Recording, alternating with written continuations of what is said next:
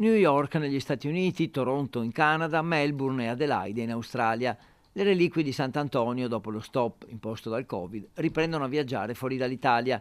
Si chiama peregrinazio. Ai frati vengono affidate diverse reliquie e loro le portano nelle comunità che le richiedono per avvicinare Sant'Antonio ai fedeli che per vari motivi non possono venire a Padova il 13 giugno. Il peregrinaggio delle reliquie sono le reliquie di Sant'Antonio che vengono portate da un padre, vengono portate in varie parti d'Italia e anche d'Europa e del mondo. I fedeli cercano un contatto con Sant'Antonio e la reliquia offre la possibilità di un incontro fisico, reale, non virtuale. Tutti sappiamo che Sant'Antonio si può pregare da qualsiasi punto, diciamo, dove uno si possa trovare, ecco. Però le persone hanno piacere di avere questo contatto, chiamiamolo quasi fisico, con Sant'Antonio. Padre Mario in particolare andrà a New York e nel New Jersey portando con sé Sant'Antonio. Sant'Antonio, diciamo, andrà a visitare i suoi amici negli Stati Uniti tramite due reliquie. Una è una costicina di Sant'Antonio, una costicina che è molto vicina al cuore di Sant'Antonio,